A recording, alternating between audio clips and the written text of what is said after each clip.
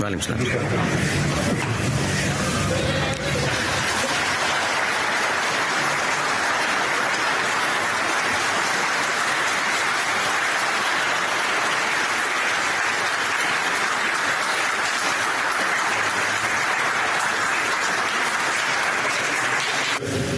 बहुत unexpected.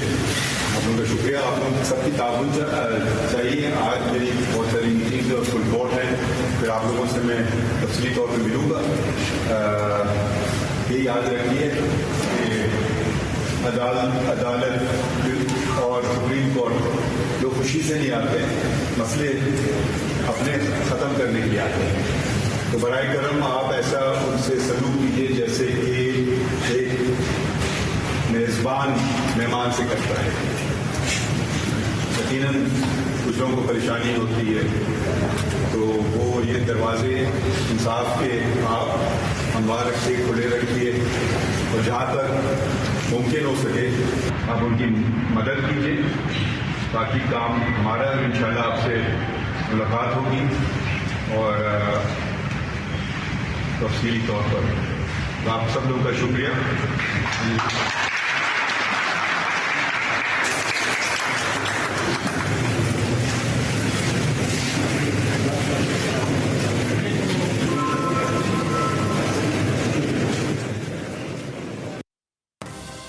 GTV में मुजाहिद Valerie आपको खुशामदीद कहता है। और सियासत के, सहाफ़त के एक तालिब इल्म की हैसियत से आज जो मैं एक लफ्ज़ इस्तेमाल कर रहा हूँ वो लफ्ज़ ग़ालिबन हो सकता है ज़रा बाज़ारी किस्म का लगे, लेकिन chief justice of Pakistan Faiz Isa की एंट्री बड़ी दबंग थी। और इससे पहले मेरे नहीं ख्याल कोई चीफ़ जस्टिस इस तरह आया हो, इस तरह लाइन बनाकर उसके लिए लोग खड़े हों और फिर उसके लिए तालियां, भरपूर तालियां। मेरे ख्याल में कोई ऐसा नहीं था कि वो तालियां ना बजा रहे हो। उन्होंने तालियां बजाकर चीफ़ जस्टिस का इस्तकबाल किया। चीफ़ जस्टिस ऑफ ने उन्हें फूल का दस्ता पेश किया गया, मुख्तसर खिताब किया। एक मुनफरिद बात ये थी कि चीफ़ जस्टिस ने दो टोक अल्फाज में ये कहा, क्योंकि आमतौर पर जब आते थे उन्हें गॉड ऑफ ऑनर दिया जाता था, लेकिन कादी ईसा साहब ने अपनी मुनफरिद रवायत कायम करते हुए गॉड ऑफ ऑनर लेने से इनकार कर दिया।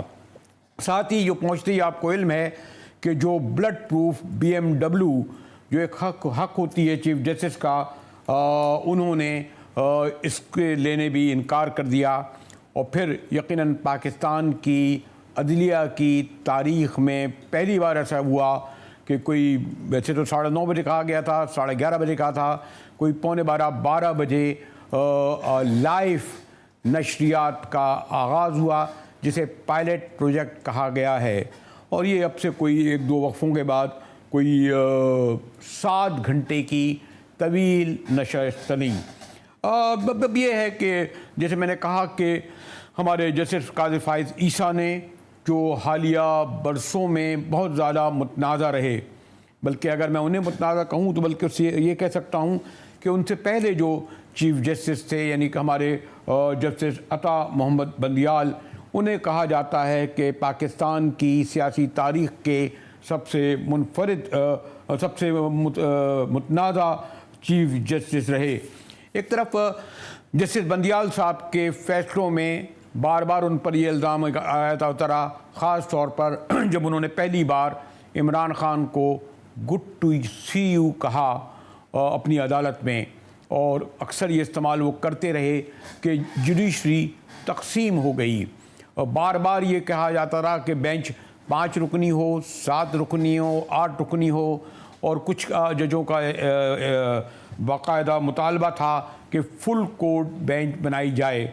और एक तरफ जुडिशरी से जंग, साथ ही पार्लियामेंट भी उनके खान साहब को गुड टू सी यू कहने या कई केसों में रिलीफ दिलाने के बाद पार्लियामेंट भी मद्दे मुकाबल आ गई। और फिर उसका अख्ताम यूँ हुआ कि बाकायदा पार्लियामेंट ने उनके मुश्तरका इजलास में बिल पास होता है, और जिसके ज़रिए प्रैक्टिस एंड प्रोसीजर बिल जिसके ज़रिए सुप्रीम कोर्ट के इख्तियारात पे कदगन लगाया जाता है। इस पर ये जो प्रैक्टिस एंड प्रोसीजर बिल है, ये जब पास हो जाता है तो इसके बाद हमारे जस्टिस कायद फैज़ ईसा इस केस के हवाले से जो इस पर एतराज़ होते हैं मुकम्मल बाइकाट करते हैं आइंदा तक, जब तक कि इसका फ़ैसला ना हो जाए किसी भी बेंच का हिस्सा बनने से। फिर मैंने कहा ना कि बड़ा हंगामा खेज़ दौर रहा। एक तरफ काजी फैज़ ईसा जस्टिस बंदियाल को चैलेंज कर रहे थे, दूसरी तरफ पूरी पीडीएम पार्लियामेंट के ख़िलाफ़ खड़ी थी, हत्ता कि हज़रत मौलाना फजल रहमान की क़यादत में हज़ारों लोगों का जत्था, जी हाँ जत्था, सुप्रीम कोर्ट पहुंच गया। लग रहा था कि शायद माजी की तारीख़ यानी जिस तरह सुप्रीम कोर्ट पर हमला हुआ था मियां नवाज शरीफ के दौर में वो ना दोहराई जाए, लेकिन थैंक्स गॉड ऐसा नहीं हो सका। शाम को लौट गए हज़रत मौलाना। मैंने जैसे कहा कि बड़ा हंगामा खेज़ मुतनाज़ा दौर रहा तो बंदियाल साहब का। इसी तरह बहुत आगाज़ जो था वो हमारे जस्टिस कायद फैज़ ईसा का भी मुनफरिद, तारीख़ी और हंगामा खेज़ हुआ। इसका जिक्र ज़रा मैं बाद में करूँगा कि ग़ालिबन अदलिया की तारीख़ में पहली बार ऐसा हुआ कि उन्होंने कोई जज या चीफ जस्टिस अपनी बेगम को बराबर खड़ा होकर हल्फ ले। उसके बाद कुछ लोग कहते हैं जी उन्होंने सदर से हाथ भी नहीं मिलाया और निकल आए बाहर। साथ ही उन्होंने पहला केस जो आज रखा 9:30 बजे वो वही था कि प्रैक्टिस एंड प्रोसीजर बिल, और उसका जैसे मैंने कहा आगाज़ हुआ आज। और चीफ जस्टिस साहब ने पूरी फुल कोर्ट बेंच जो 15 जजों की, वैसे तो फुल जजों की तादाद 17 है लेकिन 2 जज नहीं हैं, इसलिए पहली बार ग़ालिबन तवील अरसे बाद फुल कोर्ट 15 रुकन बेंच बनी। और सबसे ज़्यादा दिलचस्प बात यह है, और ग़ालिबन इसको भी बहरहाल इसका क्रेडिट चीफ जस्टिस को जाएगा कि उन्होंने ख्वाजा तारिक रहीम बड़े सीनियर सीजन्ड वकील हैं जो इस बिल के हक़ में हैं, पार्लियामेंट के ख़िलाफ़ हैं, उन्हें मौका दिया कि वो अपने दलाइल दें। और आज सारा दिन जैसे मैंने कहा कि ये कार्रवाई चलती रही। चीफ जस्टिस ने एक नई तारीख़ रकम की है। लेकिन एक और बात ये भी है कि वो चैनल जो अपने प्रोग्राम कोई 35 मिनट का, कोई 40 मिनट का होता है, आज सारा दिन वो प्रोग्राम लपेट दिए गए। क्या मुस्तक़बिल में भी अगर इसी तरह ये जो पायलट प्रोजेक्ट कहा गया है अगर जारी रहता है तो क्या मीडिया ये बोझ उठा सकेगा? पहले दिन जो 9 दरख्वास्तों की समाअत हुई, और जैसे मैंने कहा कि ये जो मेन केस था प्रोसीजर का उसके बाद की गई, और अब ये जैसे 3 अक्टूबर तक, जी हाँ 3 अक्टूबर तक इसको मुलतवी कर दिया गया है। देखना ये है कि आइंदा ये सिर्फ खाली, जो मैंने कहा ना पाकिस्तान की अदालती तारीख़ में पहली बार हुआ है कि ये लाइव कवरेज दी गई है। क्या इसी केस को लाइव कवरेज दी गई है, आज ही दी जाएगी, या ये पायलट प्रोजेक्ट और जो है केसों में भी होगा? हमारे साथ कंबर जैदी हैं जो कवर करते रहे हैं अदलिया को अरसे से। शुक्रिया कंबर जैदी। आज क्या कहूँ, कल जब हल्फ उठाया हमारे जस्टिस कादी फैज़ ईसा साहब ने तो कई मुनफरिद मिसालें कायम की। आज ये बताइए कि कोई 9:30 बजे वक्त रखा गया था, लाइव कवरेज हुई, कोई 2-2.5 घंटे ताख़ीर के बाद शुरू हुआ। कुछ थोड़ा सा माहौल कशी कीजिए। किस चीफ जस्टिस आए तो बड़ी तालियां बजी, गुलदस्ता पेश किया गया। क्या बंदियाल साहब के आने पर भी ऐसे हुआ था या उससे पहले? देखें, आज एक बड़ा अदलिया की तारीख़ में मुनफरिद दिन है, और मुनफरिद दिन इस लिहाज से है कि कई प्रेसिडेंट जो है वो जस्टिस काजी फैज़ ईसा आने वाले चीफ जस्टिस के लिए छोड़े जा रहे हैं। सबसे बड़ा प्रेसिडेंट जो आज अदालत में गैर मामूली दिन कहा जाता है वो लाइव कवरेज के हवाले से। आज से पहले सुप्रीम कोर्ट ऑफ पाकिस्तान की हिस्ट्री में जब से सुप्रीम कोर्ट कायम है कोई भी केस की समाअत जो है बराह रास्त टीवी पे नशर नहीं की गई। जस्टिस काजी फैज़ ईसा वो जज जिन्होंने अब उनके खिलाफ जब रेफरेंस आया जी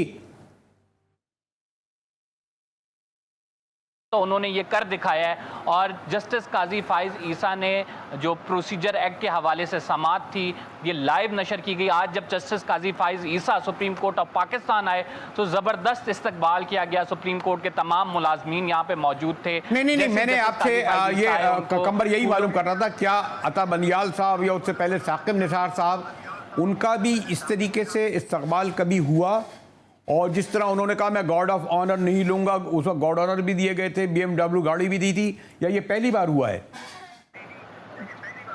जी बिल्कुल, आप ये बात सही कह रहे हैं कि गार्ड ऑफ ऑनर पहले दिया गया है जस्टिस उमर अता बंदियाल को। इससे कबल जो है इतने आप ये कह सकते हैं इतने जोशीले अंदाज से इस्तकबाल नहीं होता था जिस तरह से जस्टिस काजी फाइज ईसा का अब इस दफ़ा इस्तकबाल किया गया है। लेकिन जस्टिस काजी फाइज ईसा ने गार्ड ऑफ ऑनर लेने से मना कर दिया, फिर जो उनके साथ प्रोटोकॉल था उसको बड़ा महदूद कर दिया, और फिर जस्टिस काजी फाइज ईसा ने नई रवायात ये भी कायम की हैं कि BMW जो कि इंटाइटल्ड होती है चीफ जस्टिस ऑफ पाकिस्तान को, जस्टिस काजी फाइज ईसा ने सीसी गाड़ी रखी है और कहा है कि मैं इसमें ही अदालत जाया करूंगा।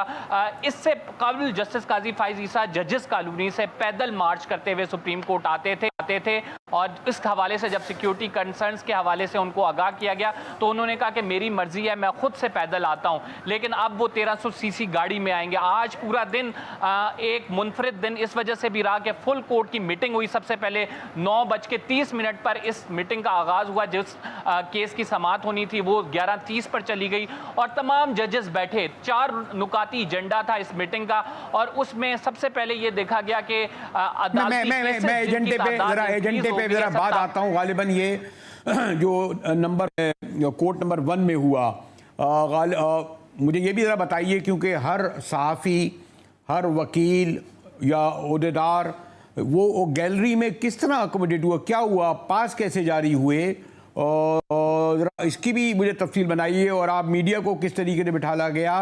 और फिर मैंने देखा कि सबसे पहले ख्वाजा रहीम, तारिक रहीम आए, एक लाइन लगा के जो है उनके पीछे लोग खड़े थे। ज़रा दिखाइए, ज़रा पार्लियामेंट का ज़रा मैं चाह रहा हूँ ये मंजर भी दिखाइए ज़रा स्क्रीन पर जो हमने देखा।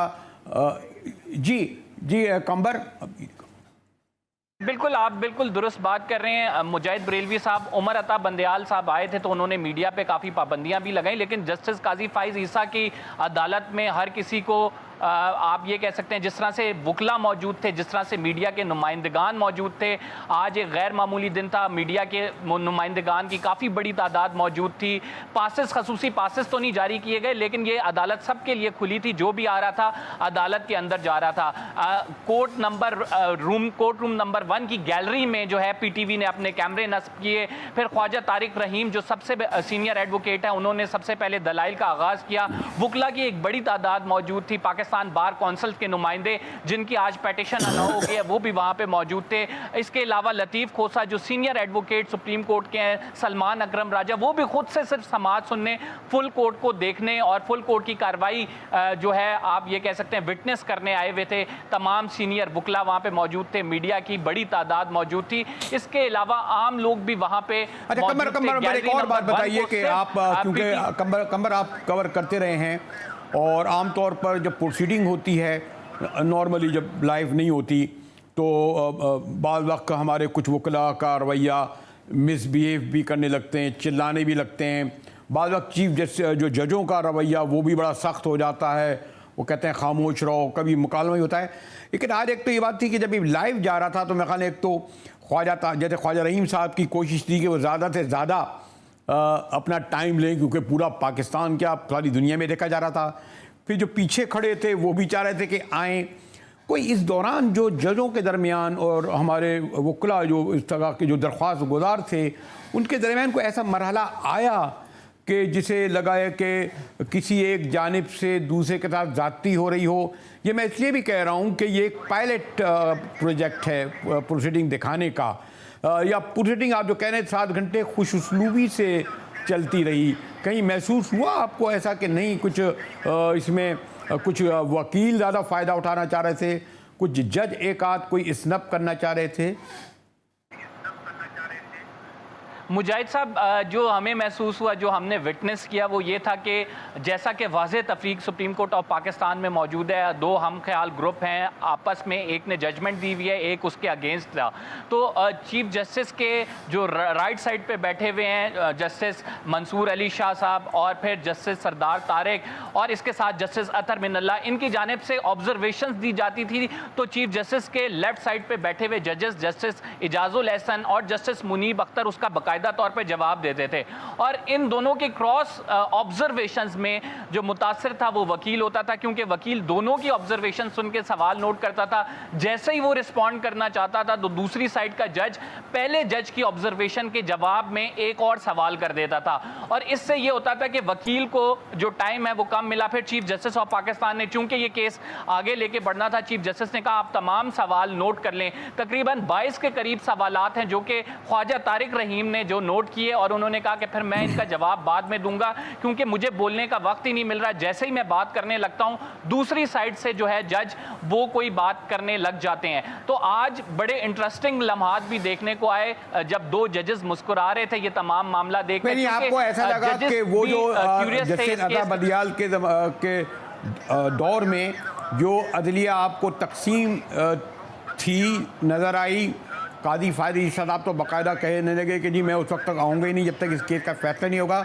आज भी फुल कोर्ट बेंच जो 15 का बैठा, वाज़े तौर पर ऐसा लग रहा था। अब तो खैर सब कुछ लाइव दिखाया जाता, कहने में हट नहीं है कि तकसीम है। और अगर ये तकसीम है तो आपको ये लगा कि 8-7 2 खामोश या 5-3 कुछ इस तरह, मुझे बताइए, क्विक कंक्लूड कीजिए। जी जी मुजाहिद साहब, बिल्कुल वो तकसीम नज़र आई। ये नज़रियाती तौर पे तकसीम है। वैसे तो आपस में ये लोग मिलते भी हैं। जस्टिस मुनीब ने जब डिनर दिया था जस्टिस उमर अता बंदयाल को, तो जस्टिस काजी फाइज ईसा और उनके मिसेस भी गए थे। लेकिन ये जो तकसीम है, एक जो है साइड ये कह रही थी कि ट्राइकॉटमी ऑफ पावर और इंडिपेंडेंस ऑफ जुडिशरी पर अमल होना चाहिए और सुप्रीम कोर्ट को अपने फैसले खुद करने चाहिए, पार्लियामेंट को इंटरवीन नहीं करना चाहिए।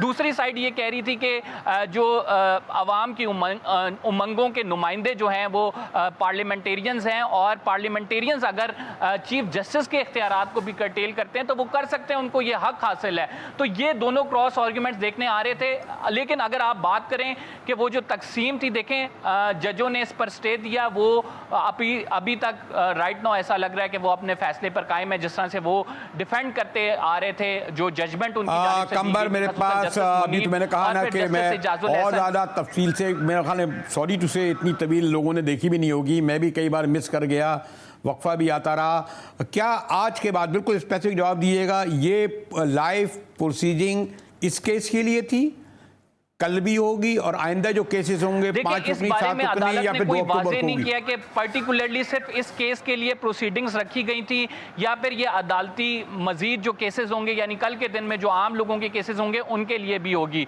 इस बारे में कोई बात वाज़ेह नहीं की गई है। अलबत्ता चीफ जस्टिस ने सुबह के टाइम ये ज़रूर कहा था कि ये पायलट प्रोजेक्ट है, हम इसको देख रहे हैं, मैंने एक खसूसी कमेटी भी बना दी है जो इसको देखेगी। अगर वो ये समझेगी कि ये प्रोजेक्ट बिल्कुल ठीक चल रहा है तो हम आगे इसको कंटिन्यू करेंगे। कंबरजैदी हमें इंतहाई तफसील से आज जो है, जैसे मैंने कहा कि कोई 8 घंटे की प्रोसीडिंग हम खुद नहीं देख सके, लेकिन कंबरजैदी जो वहाँ मौजूद थे उन्होंने बहुत ही तफसील से मंजर कशी की। आज के मुनफरिद लाइव अदालती कार्रवाई की जो पाकिस्तान की तारीख में कहा जाता है कि पहली बार ऐसा हुआ कि लाइव दिखाई हो। हमारे साथ रहिएगा ब्रेक के बाद, क्योंकि आज कोई और दूसरा मौजू नहीं, इसी पर गुफ्तगू होगी, मगर ब्रेक के बाद।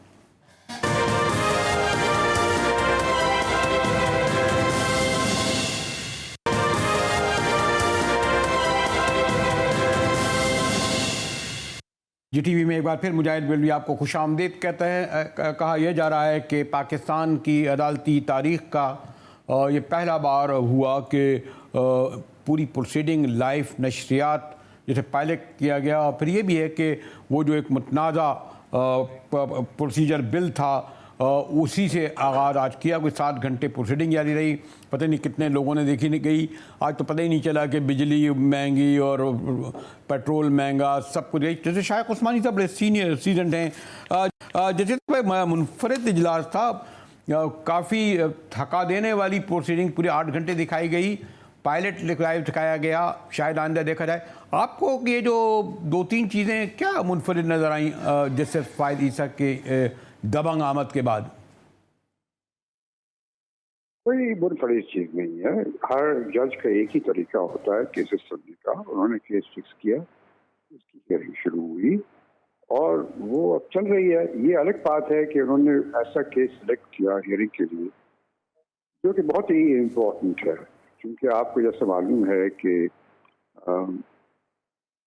बहुत पहले जब से ये जो शो मोटर नोटिस का जो इफ्तिखार चौधरी के ज़माने से सिलसिला शुरू हुआ था, उसमें हर एक किस्म के केसेस वो शो मोटर नोटिस दिए जाते थे और जजेस जो है और कोर्ट जो है फैसले कर देती थी।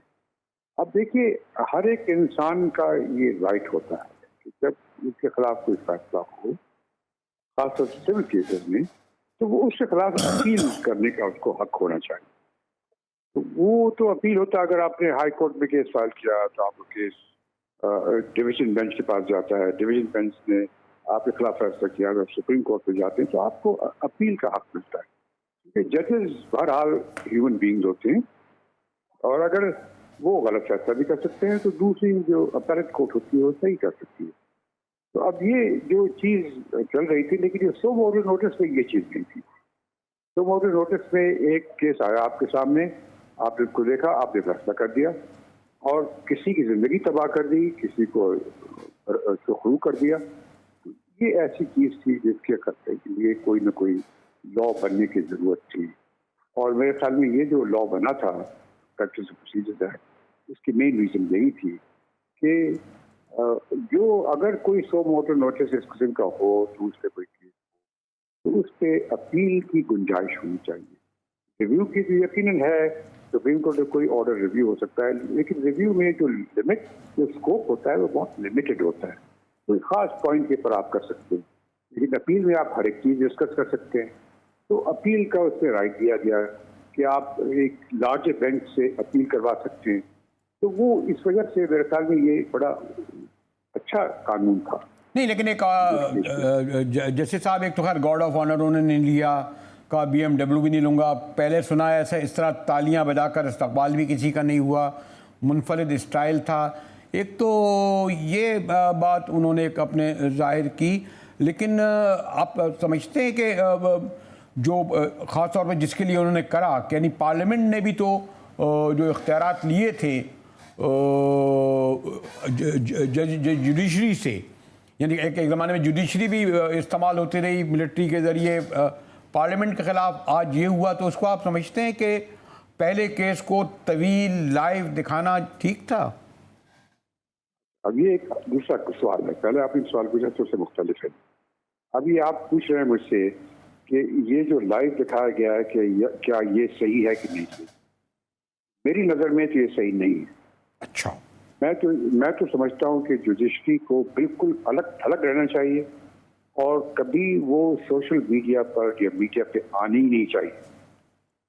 और अगर ये इस तरह से वो दिखाना शुरू कर दें तो चाहे महगूइयाँ शुरू हो जाएंगी और बातें शुरू हो जाएंगी, लोगों के एक्सप्रेशन पे दिमाग पास होंगे, दूसरे होंगे और जुडिशरी की साख को नुकसान पहुंचेगा। अच्छा। मेरी नज़र में मेरा ये व्यू है। और ये भी कि मैं देख रहा था कि जो वो वकील जो है वो एक लाइन लगा के खड़े थे, जब वो ये देखेंगे कि सारा पाकिस्तान, सारी दुनिया उनको दलाल देते हुए देख रही है, तो उनकी भी कोशिश होगी कि वो तूल, जैसे आज ख्वाजा रहीम साहब काफ़ी देर तक खड़े रहे और फिर इस पर जुमलेबाजी भी होती है और फिर जजों का भी इख्तलाफ वाज़ेह तौर पर लोगों ने देखा। तो ये सब चीज़ें आप समझती हैं इसलिए लाइव नहीं दिखाना चाहिए, पायलट ही हो गया काफ़ी है? बिल्कुल नहीं। देखिए, जुडिशरी का जो सिस्टम होता है वो ये होता है कि एक प्लेंटिफ होता है, एक डिफरेंट होता है या एक पिटिशनर होता है, दूसरा रिस्पोंडेंट होता है। वो जाता है, 1 या 2 जज या 3 जज बैठे होते हैं, आप अपना अपना केस बयान करते हैं और बयान करने के बाद जब आप ख़त्म कर देते हैं आर्ग्यूमेंट, तो फिर कोर्ट कहती है अच्छा मेरा फैसला ये है, या कहती है मैं रिजर्व करता हूँ जजमेंट। अच्छा, शायद उस्मानी साहब, एक और ये नहीं कि आज पूरा कोई 8 घंटे तक, यानी पूरा कोई जजमेंट भी नहीं आया, हम समझ रहे थे चलो जजमेंट ही आ जाएगा, हाईजैक रहा ना मीडिया 8 घंटे विदाउट ब्रेक। ऐसा कहीं कुछ और दुनिया में भी होता है ऐसा क्या? खैर ये हो सकता है, इट्स पॉसिबल, लेकिन ये इशू नहीं है। इशू ये है कि जो ओके कि मीडिया के सामने नहीं होना चाहिए था। ओके। ये काम judiciary must always remain private. अच्छा, एक और शायद कुरमाई साहब आपसे ज़रा हो सकता है इसको लाइटर में मैं कहूँ, यानी ये भी पहली बार तारीख में हुआ कि चीफ जस्टिस साहब जब हुए तो उसके दो मानी लिए गए जब उन्होंने अपनी बेगम को हल्फ उठाते हुए साथ लिया। एक तो ये कहा गया कि जनाब ये दिखाना था उन्हें कि ख़वातीन पाकिस्तान में कितनी पावरफुल हैं। दूसरे ये दिखाया गया, ये दूसरे ये था कि जनाब नहीं, वो सदर आरिफ अलवी को ये खामोश मैसेज दे रहे थे कि मेरे बेगम के साथ और मेरे साथ तुमने जो कुछ किया आज वो मेरे साथ खड़ी हैं। क्या ऐसे ही है? खैर देखिए, ये पर्सनल बात है, लेकिन जुडिशरी का एक तरीका होता है, पोस्ट टेकिंग सेरेमनी का एक तरीका होता है। अगर उस तरीके में कोई दूसरा दाखिल नहीं हो सकता तो दूसरे को दाखिल नहीं होना चाहिए था। अब ये मुझे एग्जैक्टली पता नहीं है कि क्या प्रिंसिपल, क्या रूल्स हैं उसके, लेकिन अगर रूल्स में नहीं था तो कोई दूसरा आ सकता है तो उनको नहीं आना चाहिए था, उनके बेगम साहबा को।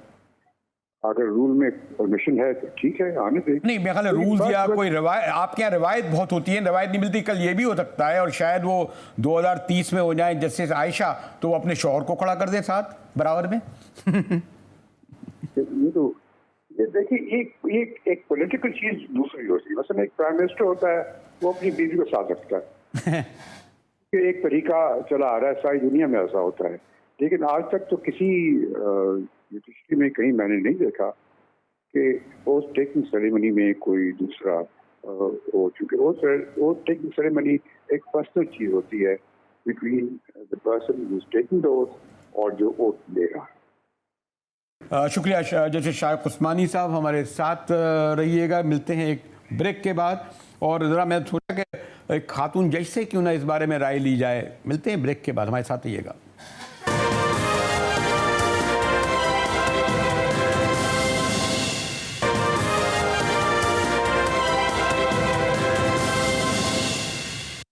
GTV में एक बार फिर मुजाहिद बल्वी आपको खुशामदीद कहता है कि बहरहाल मैंने कहा एक मुनफरद अंदाज लिए चीफ जस्टिस आए हैं।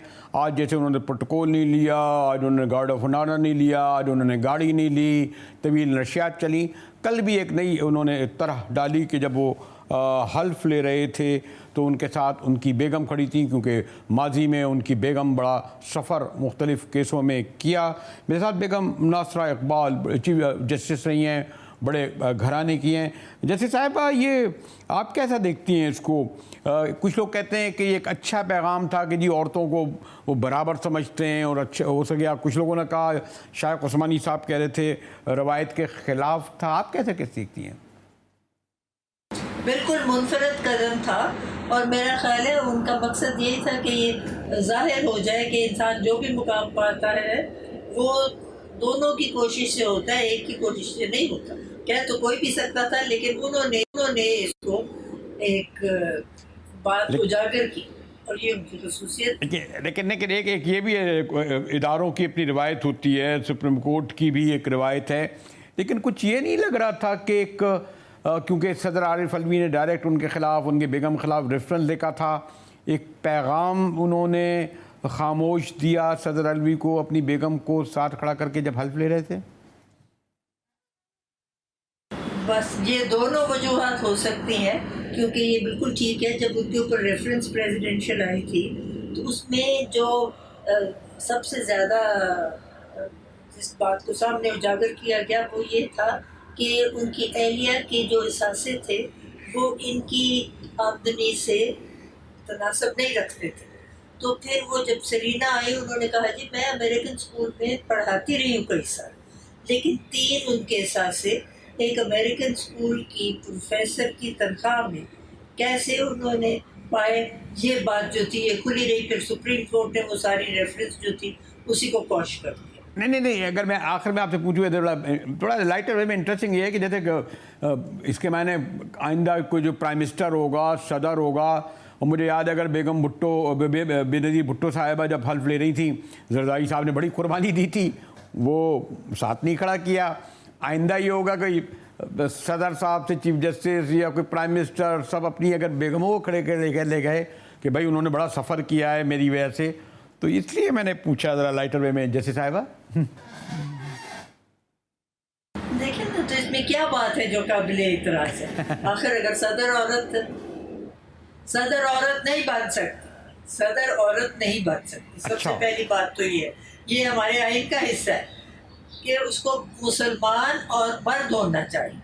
तो ये इम्तियाजी सलूक तो है, तो एक तो इम्तियाजी सलूक को रफा दफा करने की कोशिश, और दूसरा ख़वातीन को अहमियत देने की, और तीसरी ये बात कि मेरी अहलिया की वजह से मेरे ऊपर ये जो रेफरेंस था ये बना था, और उसमें कुछ साबित नहीं। शुक्रिया जस्टिस नासरा इकबाल साहिबा। और मादत के साथ मैं ज़रा इसको क्योंकि बहुत थका दें तवील प्रोसीडिंग थी, ज़रा लाइटर वे में ये देख रहा था। एक अच्छी रवायत है अगर बराबर में बेगम खड़ी हों, और बहरहाल क्योंकि उनकी बेगम ने सफ़र ही बहुत किया था। इसी के साथ ही GTV से मुजाहिद बेल्डी को इजाज़त दीजिए।